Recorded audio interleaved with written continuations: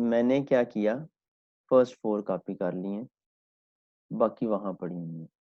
तो चलते हैं जरा विजुअल स्टूडियो की तरफ। मैंने कहा कि ये कहाँ पड़े होते हैं, बिल्ड प्रोवाइजर कहाँ प्री डिफाइंड है कि कौन सी फाइल के लिए कौन सा होगा, आपकी वेब कॉन्फ़िग के अंदर। और मैंने वेब कॉन्फ़िग के अंदर से ही कॉपी किया है, मैं ये एरर ठीक कर दिया। तो चलते सर हैं बिल वेब। प्रोवाइडर एक दफा रिपीट कर दें।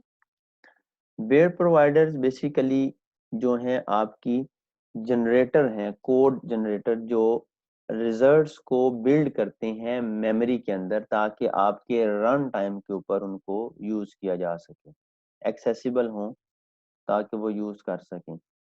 और हर पेज के लिए डॉट नेट के अंदर प्री डिफाइंड बिल्ड प्रोवाइडर जो है वो डिफाइंड है कि अगर पेज होगा तो कौन सा बिल्ड प्रोवाइडर जो है वो यूज होगा, अगर वेब सर्विस होगी तो कौन सा होगा, अगर यूजर कंट्रोल होगा कौन सा होगा, मास्टर पेज होगा तो कौन सा होगा, कि जो बिल्ड करेगा आपके कोड को। ठीक है,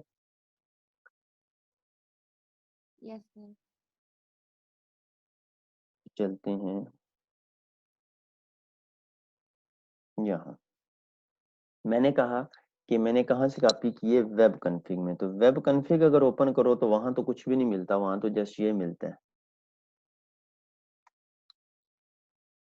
किसी किसी बच्चे ने प्रोजेक्ट बनाया, उसको अपनी वेब कॉन्फ़िग में वो जो स्लाइड में मैंने वेब बिल्ड प्रोवाइडर लिखी है नजर आया हो, नहीं आया होगा। क्योंकि ये जो बिल्ड प्रोवाइडर है ना, ये बेसिकली प्रोजेक्ट लेवल के ऊपर नहीं होते, ये सिस्टम लेवल के ऊपर होते हैं। एक सिस्टम के ऊपर जितनी भी वेबसाइट्स रन हो रही होती हैं वो सब के सब के लिए एक कॉमन वेब कॉन्फ़िग भी पड़ी होती है। वो कहाँ पड़ी होती है, वो जिस वर्जन का डॉट नेट फ्रेमवर्क इंस्टॉल हो उस वर्जन के अंदर वो पड़ी होती है। और ये कल चीज हम लोगों ने डिस्कस की थी कि डॉट नेट की वेबसाइट तब तक रन नहीं होती जब तक उस वर्जन का फ्रेमवर्क आपके सिस्टम के ऊपर इंस्टॉल ना हो। तो दोबारा चलते हैं उधर ही, उसी फोल्डर में। नहीं,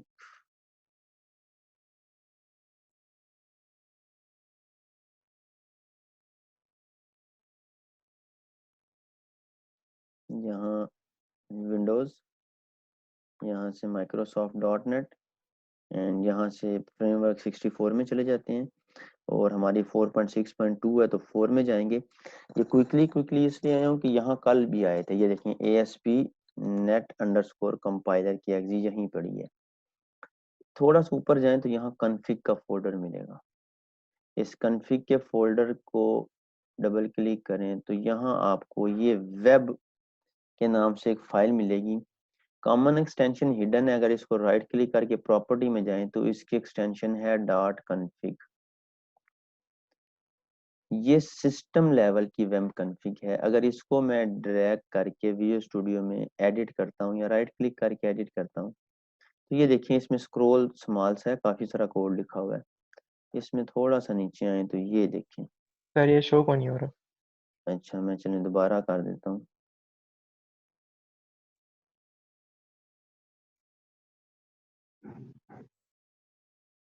ये वो वेब कॉन्फ़िग है जो मैंने ओपन की अभी डॉट नेट फ्रेमवर्क वर्जन से। इसमें देखें काफी सारा कोड लिखा हुआ है, ये स्क्रॉल स्मॉल सा है। इसमें थोड़ा सा नीचे आए ना तो ये देखें, ये पूरा बिल्ड प्रोवाइडर्स का सेक्शन है।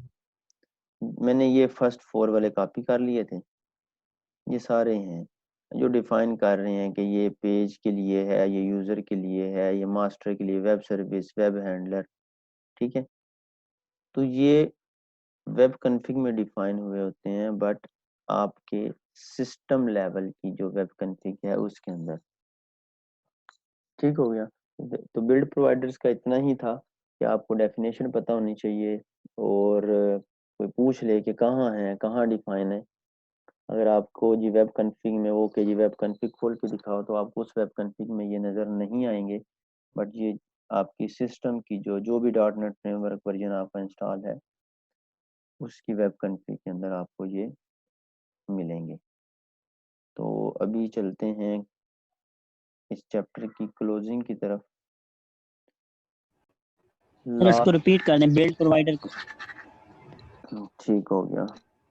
ऐप अंडरस्कोर कोड का तो पता चल गया। Yes sir. ठीक सर हो गया। एक बात और पूछनी थी। जी पूछें। सर आपने कहा था कि स्टूडेंट जो है वो इसमें कंफ्यूज होता है ऐप कोड और बिल्ड प्रोवाइडर में, तो सर इनमें क्या चीज़ है जो आपस में कॉमन है जिसपे स्टूडेंट कंफ्यूज होता है? कंफ्यूज इसलिए होता है कि मैंने वो फर्स्ट लाइन लिखी हुई है ऐप अंडरस्कोर कोड की, तो वो ये समझता है कि ये डेफिनेशन जो है ना सुनानी है अगर, तो ऐप अंडरस्कोर कोड भी उसका पार्ट बन गया उस डेफिनेशन का। हालांकि ऐप अंडरस्कोर कोड का जस्ट बिल्ड से है लिंक, कि मैंने वहां ये बताया कि वो हर दफा बिल्ड होता है। मैंने उसकी डेफिनेशन में कहीं भी नहीं लिखा कि ये बिल्ड प्रोवाइडर्स हैं। तो ऐप अंडरस्कोर कोड का बिल्ड से रिलेशन है, इसलिए मैंने उसको इस स्लाइड के ऊपर लिख दिया था कि आपको ऐप अंडरस्कोर कोड के फोल्डर का भी बताता चलूं यहाँ। तो बच्चे ये समझते हैं कि बिल्ड प्रोवाइडर की डेफिनेशन जो है ना वो ऐप अंडरस्कोर कोड वाली लाइन है। तो इसलिए मैं कहता हूँ कि मतलब चीज को समझना है, वो मैंने ऐप अंडरस्कोर कोड के फोल्डर का बताया कि ऐप अंडरस्कोर कोड का फोल्डर एक होता है जो ऑटोमेटिकली बिल्ड होता है जब भी कोई ABC XYZ 1 2 3 जो मर्जी पेज कॉल हो ना उसने बिल्ड होना है। बट बिल्ड प्रोवाइडर जो है वो कोड जनरेटर हैं जो कि आपके रिजल्ट को जो है वो प्लेस करते हैं मेमोरी के अंदर ताकि वो रन टाइम के ऊपर एक्सेसिबल हो, और आपके हर फाइल टाइप का एक सेपरेट बिल्ड प्रोवाइडर जो है वो डिफाइन है। पेज है तो उसका सेपरेट है, वेब सर्विस है उसका सेपरेट है, यूजर कंट्रोल है उसका सेपरेट है, मास्टर पेज है उसका सेपरेट है, कोई वेब हैंडलर होगा उसका सेपरेट होगा। तो इस तरह से है, हर एक का कोड जनरेटर जो है वो सेपरेटली डिफाइन है। क्लियर है? यस सर क्लियर हो। ठीक हो गया। लास्ट टॉपिक है जो आपके इस चैप्टर का, वो बेसिकली एक फाइल है, ये global.asax ये फाइल है। इसको डिस्कस करना है कि ये फाइल क्यों बनाते हैं, क्यों यूज करते हैं। इसका प्रैक्टिकल भी करेंगे अभी, एंड उससे पहले इसको डिस्कस कर लेते हैं। हमने एक पेज लाइफ साइकिल भी पढ़ा था जिसमें डिफरेंट इवेंट्स थे, फंक्शंस थे जो एक सीक्वेंस में रन होते हैं। वो पेज लाइफ साइकिल था पेज लेवल के ऊपर, उन सब का स्कोप उसी पेज के ऊपर था। हर पेज का अपना लाइफ साइकिल है, हर पेज का अपना एक इवेंट है। ये global.asax जो फाइल है ये बेसिकली एप्लीकेशन लेवल के इवेंट्स को मैनेज करती है, इवेंट्स को, वेरिएबल्स को, ऑब्जेक्ट्स को। मतलब जो चीज जहां क्रिएट हुई बेशक कोई वेरिएबल ही क्यों ना हो, उसका स्कोप पूरी एप्लीकेशन में होगा। और आपके पूरे प्रोजेक्ट के अंदर जस्ट एक ही global.asax फाइल बन सकती है, मल्टीपल नहीं बना सकते। अब एप्लीकेशन लेवल की पहले बात करते हैं कि what is application level. Application level means system level. देखिए मैं और आप एक वेबसाइट को यूज कर रहे हैं, तो एप्लीकेशन लेवल का मतलब ये है कि अगर एप्लीकेशन लेवल के ऊपर एक वेरिएबल डिक्लेयर हुआ है, उसकी वैल्यू अगर मैंने 1 सेट की है तो आपको भी उसकी वैल्यू 1 ही मिलेगी और मुझे भी उसकी वैल्यू 1 ही मिलेगी, क्योंकि मैंने वो एप्लीकेशन लेवल के ऊपर सेट की है, यूजर लेवल के ऊपर सेट नहीं की। मैंने एप्लीकेशन लेवल के ऊपर जिस चीज की जो वैल्यू सेट कर दी, मैं मतलब मोस्टली जो चीजें यूज होती हैं ना एप्लीकेशन लेवल के ऊपर, लेट्स सपोज कि हमने कोई पेमेंट गेटवे यूज किया हुआ है पूरी वेबसाइट के अंदर, लेट्स के स्ट्राइप है। आप ई कॉमर्स के अंदर जाके इसको यूज करोगे, अगर मतलब टीचर जो भी आपको पढ़ा रहे हैं अगर वो कोई गेटवे करवाते हैं तो तो अगर कोई पेमेंट गेटवे यूज किया जाता है तो उसकी कीज जो है उसको या तो वेब कॉन्फ़िग के अंदर डिफाइन कर लिया जाता है या फिर एप्लीकेशन लेवल के ऊपर यहाँ डिफाइन कर लिया जाता है, क्योंकि हर यूजर ने, मैंने जो अकाउंट बनाया हुआ है पेमेंट लेने का, मेरा लेट्स सपोज स्ट्राइप का अकाउंट है, तो मैंने हर कस्टमर से अपने उस स्ट्राइप के अकाउंट में लेना है। तो आपके लिए भी वही है, दूसरा पर्सन उसके लिए भी वही है, तीसरा पर्सन, मैंने सबसे पैसे अपने एक ही अकाउंट में लेने हैं। तो वो जो मैंने अपनी अकाउंट की कीज यूज की है वो मैं ग्लोबल लेवल पे कर दूंगा, ताकि जितने भी यूजर पेमेंट जब उनसे चार्ज हो तो यही कीज यूज हो, हर एक यूजर के लिए इंडिविजुअल नहीं है। तो ये था एप्लीकेशन लेवल का। इसके अंदर कुछ इवेंट्स हैं, 7 बनते हैं। The first one is application underscore start. ये बहुत इजी है, पेज लाइफ साइकिल के तो शायद आपको कॉम्प्लेक्स नजर आए, ये तो स्टेट्स हैं, आपको पता होना चाहिए कि ये कब होगा, ये कब होगा, ये कब होगा। एप्लीकेशन अंडरस्कोर स्टार्ट, जब आपकी एप्लीकेशन को, अब एप्लीकेशन क्या है, वो सॉफ्टवेयर, लाइक मैंने एक वेबसाइट बनाई ना, वो पूरी एक एप्लीकेशन है, वो पूरा एक सॉफ्टवेयर है, वो पूरी एक वेबसाइट को एप्लीकेशन का नेम दिया गया है। मेरी एप्लीकेशन को जब कोई फर्स्ट रिक्वेस्ट मिलेगी ना, तब एप्लीकेशन अंडरस्कोर स्टार्ट का इवेंट ट्रिगर होगा। अब फर्स्ट रिक्वेस्ट किस सेंस में,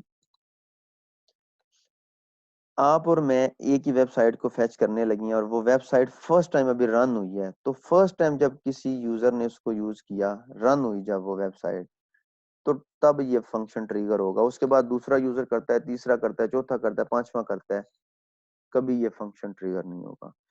फर्स्ट टाइम जब उसको कोई रिक्वेस्ट मिलेगी, वो कहीं से भी मिले, ये इवेंट चल जाना है। इस इवेंट में मोस्टली वो काम किए जाते हैं, लाइक उसकी एग्जांपल है कि यूआरएल राउटिंग। यूआरएल राउटिंग एक, पता नहीं आप लोगों ने पहले कभी नाम सुना है कि नहीं सुना। यूआरएल राउटिंग होती है जिसमें पार्ट डिफाइन होते हैं, या लेट्स सपोज हमारे पास एक पेज है जिसका नाम है page life cycle dot ASPX। मैं कहता हूँ कि यूआरएल के अंदर जब भी ABC लिखा जाए ना, लोकल होस्ट स्लैश ABC, तो ये पेज लाइफ साइकिल वाला पेज आए। नाम उसका पेज लाइफ साइकिल है बट यूआरएल उसकी बने ABC के नाम से, तो ये यूआरएल राउटिंग है। या मैं ये चाहता हूँ कि page life cycle dot ASPX की जगह जस्ट पेज लाइफ साइकिल आए, एक्सटेंशन ना आए करे किसी भी पेज की। तो ये सिस्टम लेवल के ऊपर है कि हर यूजर को एक्सटेंशन नजर ना आए, सबको जस्ट पेज का नेम नजर आए। तो वो काम स्टार्ट करने के लिए हमें एप्लीकेशन स्टार्ट के अंदर वो वाला कोड लिखना पड़ता है कि जैसे ही एप्लीकेशन स्टार्ट हो, एक्सटेंशन रिमूव करने वाला जो मॉड्यूल है उसको इनेबल कर दो, यूजर लेवल के ऊपर नहीं है। तो यूआरएल राउटिंग पॉसिबल है, मैं कोर्स में तो नहीं है, अगर लर्निंग के लिए, अगर आप में से कोई लर्निंग बच्चे को करना चाहते हो तो मैं एक्चुअली ई कॉमर्स वालों को ये करवाता हूँ, लेकिन आपके कोर्स में नहीं है तो, बट इन फ्यूचर अगर देखेंगे टाइम मिला तो, और आप लोगों का अगर इंटरेस्ट भी हुआ तो देन, अदरवाइज नहीं। तो एप्लीकेशन स्टार्ट तब कॉल होता है जब आपकी एप्लीकेशन को फर्स्ट रिक्वेस्ट रिसीव होती है, वो कहीं से भी हो।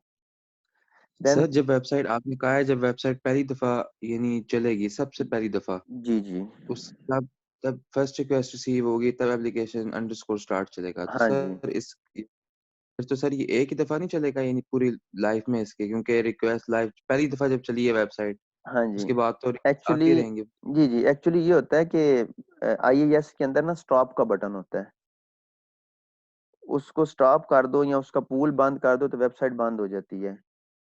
फिर उसको जब अगेन स्टार्ट करते हैं तो फिर उसके लिए इनिशियल रन होता है कि वेबसाइट फर्स्ट टाइम रन होनी है। एक दफा रन होगी, उसको कभी स्टॉप नहीं किया तो ये एप्लीकेशन स्टार्ट वाला नहीं फिर कॉल हो रहा होता, या आपने कोई चेंज किया ना एप्लीकेशन स्टार्ट के अंदर तो फिर ये उस चेंज को कॉल कर देता है।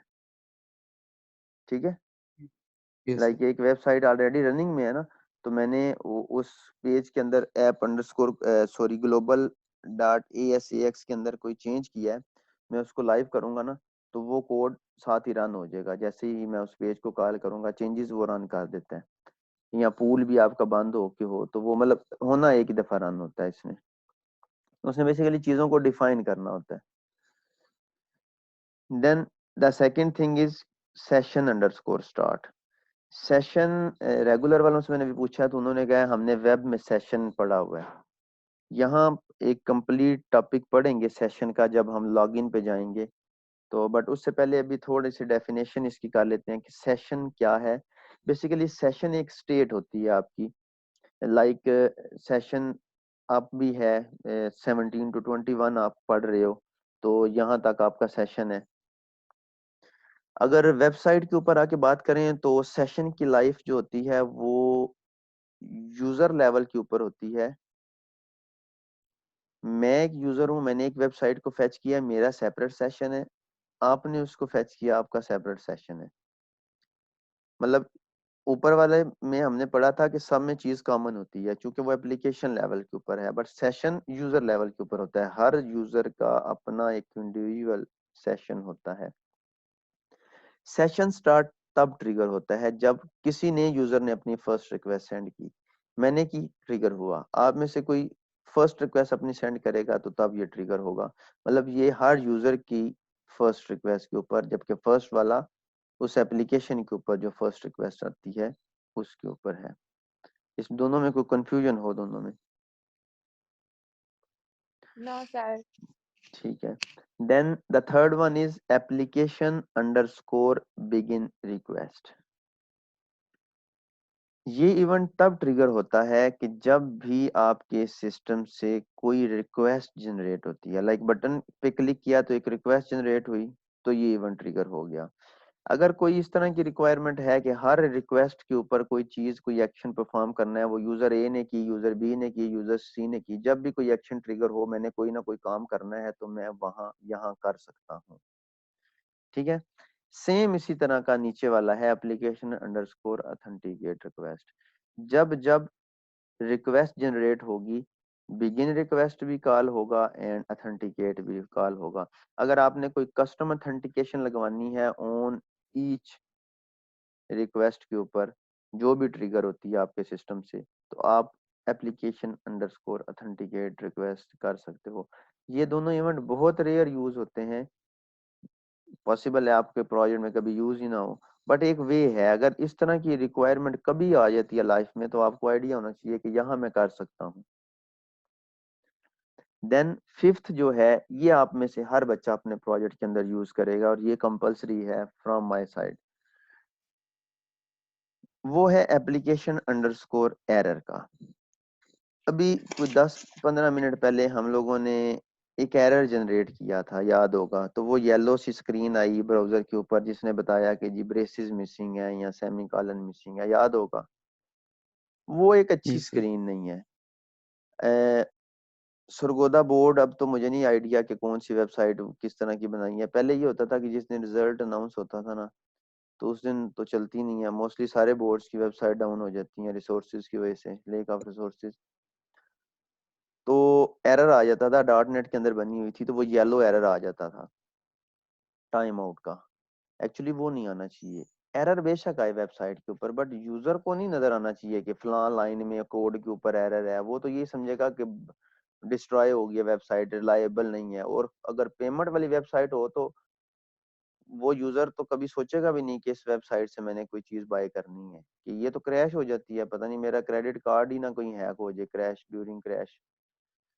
एरर बेशक आ गया, बट उसको मैनेज्ड वे में उसको मेंटेन करें। किस तरह एरर आया है, उसको वो येलो स्क्रीन ना दिखाएं, उसको कोई पेज और दिखाएं जिसके ऊपर लिखा हो oops there was some error, please try again letter.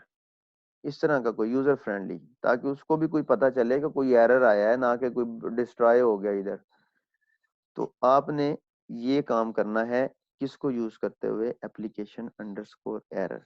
अब एप्लीकेशन अंडरस्कोर एरर है क्या?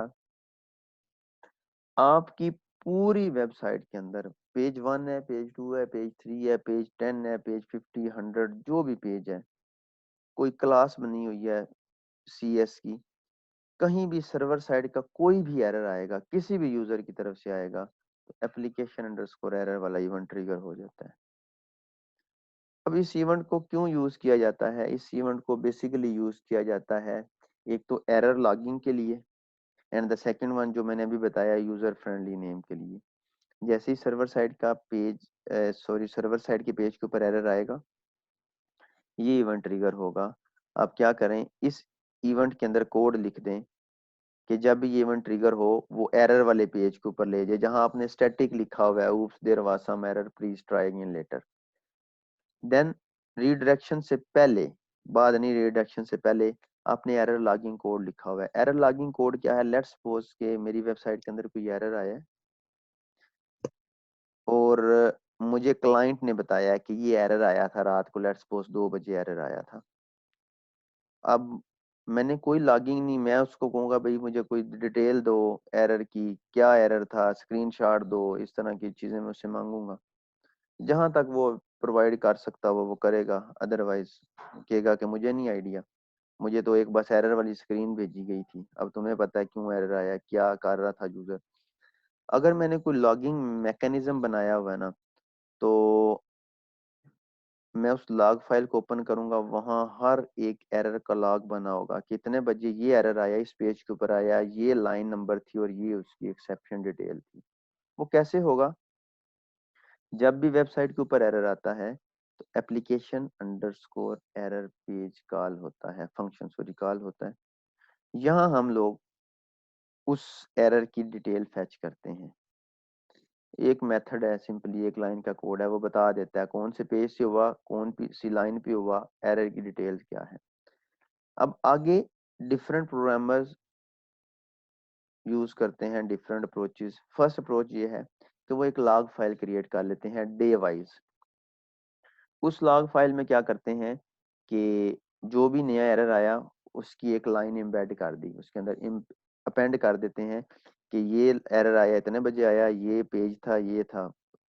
फिर क्लाइंट जब भी उसको बताता है वो उस लॉग फाइल को ओपन करता है और देखता है क्या एरर था। अच्छी अप्रोच है। सेकेंड अप्रोच ये है लाइव, जो मैं यूज करता हूँ अपने जितने भी मेरे आज तक के प्रोजेक्ट है, मैं उसके अंदर यही यूज करता हूँ। जैसे ही एरर आए, एरर की डिटेल पकड़े, बजाय कि उसको लॉग फाइल में राइट करने के, वो उसको वाया ईमेल प्रोग्रामर को सेंड कर दे। अब मैंने अपने जितने भी प्रोजेक्ट बनाए हुए हैं उनमें मैं यही करता हूँ कि जैसे ही वेबसाइट के अंदर एरर आया, वो एरर की डिस्क्रिप्शन को फैच करता है एंड साथ ही मुझे मेल कर देता है। वो रात के 2 बजे हो, सुबह के 4 बजे हो, सुबह के 10 बजे हो, दोपहर का टाइम हो, मुझे ईमेल उसी टाइम पे मिल जाती है। क्लाइंट को मुझे नोटिफाई करने की जरूरत नहीं पड़ती। अगर तो लाइक मैंने 1-2 घंटे में रिस्पॉन्स नहीं दिया, ये एरर था, तो फिर वो बता देगा, अदरवाइज मुझे खुद ही पता चल जाता है। उसमें यह है कि मेरे पास जो भी फर्स्ट फ्री अवेलेबल टाइम होगा, मैं देखूंगा कि ये ईमेल क्यों आई मुझे एरर, क्यों, मैं उसको रिजॉल्व कर लूंगा। ठीक है, तो ये था एरर वाला फंक्शन। इसको भी हम लोग यूज भी करते हैं। पहले लास्ट 2 क्लोजिंग इवेंट डिस्कस कर लें, देन इस चैप्टर को क्लोज करते हैं। क्लोजिंग इवेंट है लास्ट पे, जैसे सेशन स्टार्ट था देन सेशन एंड आता है, एप्लीकेशन स्टार्ट था एप्लीकेशन एंड आता है। ये चीज ब्रेसेस वाली है कि जैसे जो चीज पहले स्टार्ट होती है वो एंड पे क्लोज होगी। तो सेशन स्टार्ट पहले क्लोज होगा क्योंकि वो बाद में स्टार्ट हुआ था। तो जिस तरह आपका वो फर्स्ट रिक्वेस्ट के ऊपर सेशन स्टार्ट कॉल होता है यूजर की, तो जब यूजर अपना सेशन एंड करता है तो देन ये आपका जो फंक्शन है ये ट्रिगर होता है। अब सेशन वाला जो है, इसके ऊपर थोड़ी सी कंडीशंस हैं। Session start and session end हर दफा कॉल नहीं होते। बेसिकली सेशन के कुछ मोड हैं आपके डॉट नेट के अंदर, 5 मोड हैं, ये नीचे मैंने लिखे हुए हैं। फर्स्ट मोड होता है इन प्रॉक। ठीक है, आपके वेबसाइट के अंदर इनमें से एक स्टेट इनेबल होती है। कोई भी मोड जो है ना एट द सेम टाइम एक इनेबल होता है और वो वेब कॉन्फ़िग के अंदर होता है, और बाय डिफॉल्ट फर्स्ट वाला इनेबल होता है जिसको कहते हैं इन प्रॉक। अगर मोड हो इन प्रॉक तो आपका सेशन की जो स्टेट है ना वो वेब सर्वर की मेमोरी के अंदर सेव होती है। मेमोरी मींस रैम के अंदर। अगर आपका जो है सेशन स्टेट, उसका मोड अगर स्टेट सर्वर है, तो देन ASP.NET की एक स्पेशल सर्विस होती है जिसको स्टेट सर्विस कहा जाता है, वो मैनेज करती है आपके सेशन की स्टेट को। अगर आपने सेशन जो मोड है वो SQL सर्वर रखा हुआ है, तो देन सेशन की स्टेट जो है वो SQL सर्वर के डेटाबेस में सेव होगी। The fourth one is customisation, custom mode. उसमें यूजर अपनी मर्जी से कोई कस्टम स्टोरेज जो है वो प्रोवाइड करता है और कहता है कि मेरा सेशन यहाँ सेव हो। एंड लास्ट वन है, इसको ऑफ मोड कहते हैं कि मोड ही ऑफ कर दो, सेशन को कहीं सेव करवाना ही नहीं है। बाय डिफॉल्ट इन प्रॉक में होता है, और ये सेशन एंड सेशन स्टार्ट ये इन प्रॉक के साथ काम करते हैं और किसी के साथ काम नहीं करते। इन प्रॉक वाला अगर हो तो ही ये चलते हैं, अदरवाइज ये नहीं चलते। एंड लास्ट इवेंट है एप्लीकेशन एंड। वो जिस तरह एप्लीकेशन आपकी क्लोज हो रही होती है, जिस तरह स्टार्ट हुई थी तो वो कॉल हुआ, तो ये जब क्लोज हो रही हो आपकी एप्लीकेशन तो ये वाला इवेंट जो है ये आपका जो है ये ट्रिगर होता है। अब इसका कर लेते हैं प्रैक्टिकल।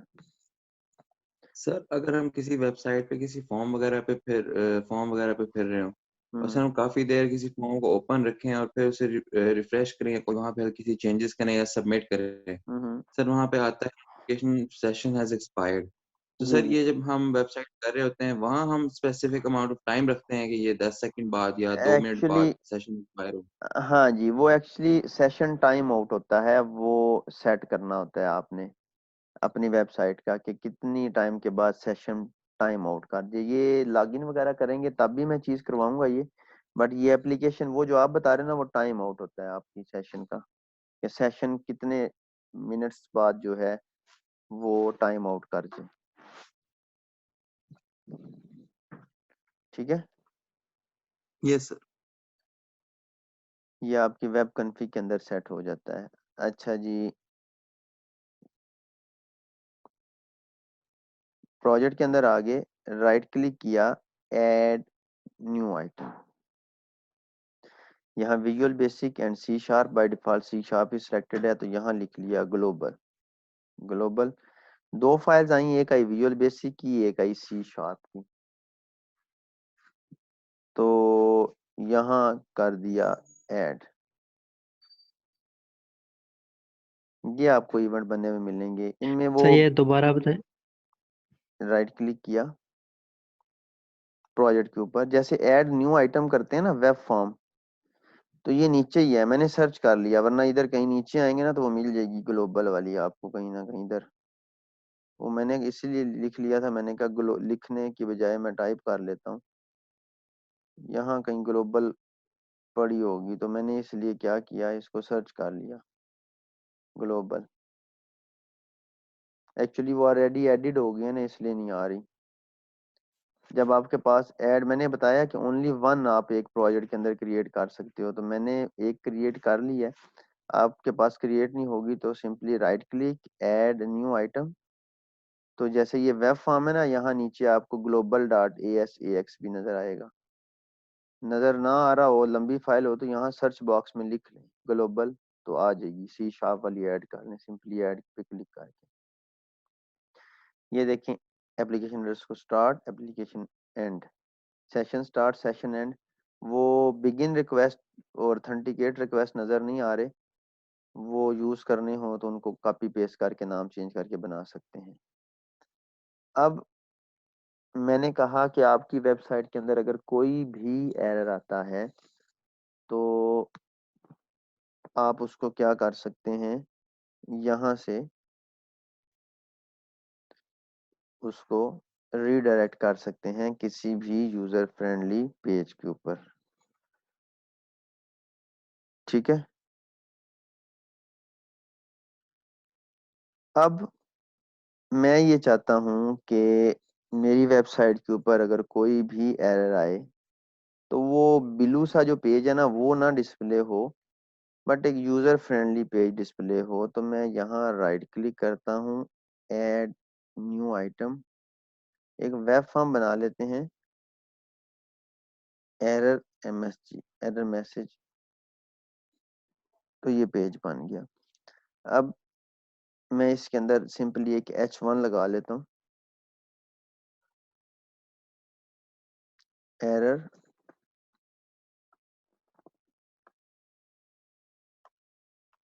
Error friendly page. ठीक है, अब जब भी ये पेज ओपन होगा तो एक हेडिंग के अंदर जस्ट ये नजर आएगा एरर फ्रेंडली पेज। आप इस पेज को अपने प्रोजेक्ट में अच्छा सा बनाएंगे कि डिजाइन जो प्रोजेक्ट से मैच करता हो। अब मैंने आपको एक लाइन लिखवाई थी रिस्पॉन्स डॉट राइट, जो कि प्रिंट करता है आपके टेक्स्ट को आपकी स्क्रीन के ऊपर। जब भी आपने कोई चीज प्रिंट करवानी हो आप simply response dot right use करें तो आप उसको कर सकते हैं। एक मिनट, एक मिनट, मैंने ना एक्चुअली रैंडम बीच में से लेनी होती हैं अटेंडेंस, एक दफा फिर ले लूं।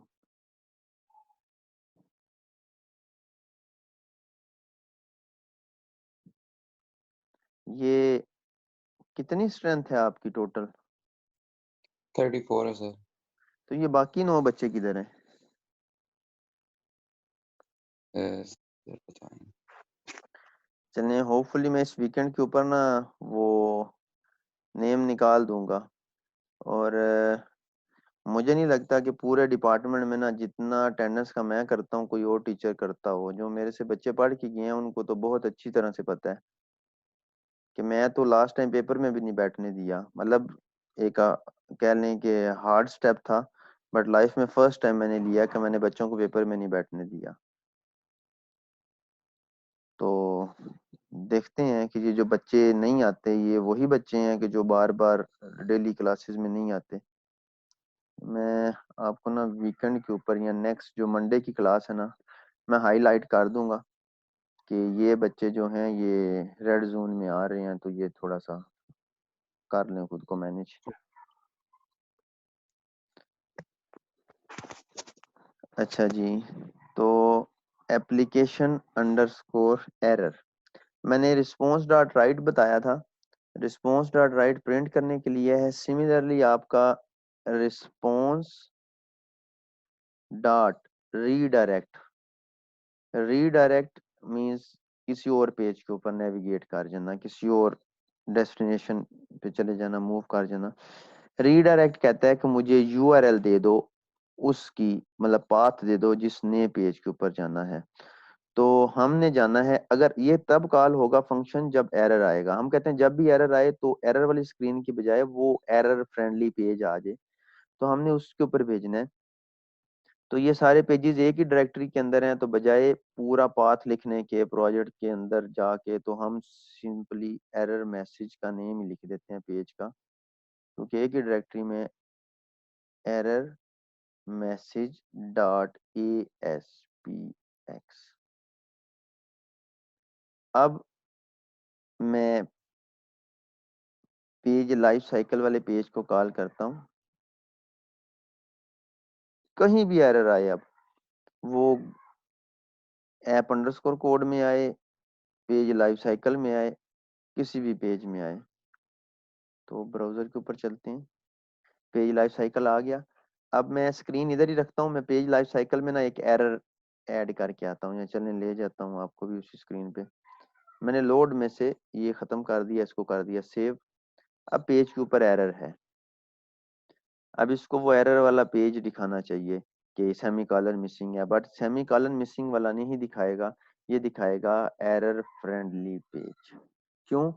एरर आया, वो app underscore sorry application underscore error का फंक्शन कॉल हुआ, एंड उसने क्या किया, उस पेज पे रहने की बजाय इसको इस पेज पे भेज दिया। देखें टेस्ट पेज अगर कॉल करूँ ना टेस्ट पेज, तो ये नहीं आएगा, टेस्ट पेज ही आएगा। ये देखें उसके ऊपर कोई चीज नहीं थी, वो वाइट ही आ रहा है। लेकिन जैसे ही पेज लाइफ साइकिल वाला कॉल करूं तो एरर पेज आ जाता है। क्यों? इसके अंदर एरर है, तो एरर आता है तो यूजर फ्रेंडली पेज आ जाता है। अब आपके एंड के ऊपर है, जो मैं नेक्स्ट क्लास के अंदर इसका पूछूंगा कि यहाँ आपने कोई लॉग वगैरह नहीं क्रिएट करना, सिंपली वो फंक्शन ढूंढ के लाना है। नेट सर्च करेंगी, मैं खुद बताना चाहूँ तो भी मतलब मुझे पता है एक लाइन का है, बट मैं चाहता हूँ आप लोग थोड़ी सी एफर्ट करें। तो वो एक लाइन का कोड होगा जो कि वो बताता है कि एरर आया कौन से पेज से आया, क्यों आया है। वो एक फंक्शन है, बिल्ट इन है, वो आपने सर्च करना है। ठीक है, तो ये मैं आपसे नेक्स्ट क्लास में पूछूंगा। तो यहाँ आपका फर्स्ट चैप्टर जो है दूसरा ये क्वेश्चन सर दोबारा रिपीट कर दें। ये एप्लीकेशन एरर में ना हमने एरर की डिस्क्रिप्शन लेनी है कि एरर क्यों आया, कौन से पेज से आया। तो उसके लिए एक बिल्ट इन फंक्शन मिलता है आपको एक्सेप्शन का। आपने वो फंक्शन सर्च करके लाना है कि कौन सा फंक्शन है जो एप्लीकेशन अंडरस्कोर एरर के अंदर एरर की डिटेल देता है। उसको यूज करना है, उसको देखना है क्या डिटेल वो देता है। ठीक है, ओके सर। और इसके अलावा किसी बच्चे का कोई क्वेश्चन हो? हाँ, एक चीज आई थिंक मैंने स्काइप वाली, जैम्प वाली आपके साथ डिस्कस नहीं ना की। No no sir. सर।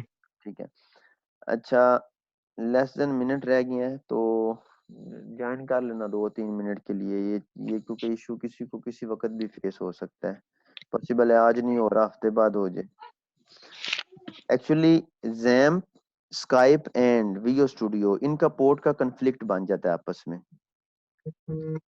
वो डेवलपमेंट सर्वर से कनेक्ट नहीं हो रहा, इस तरह का एरर आपको आ सकता है।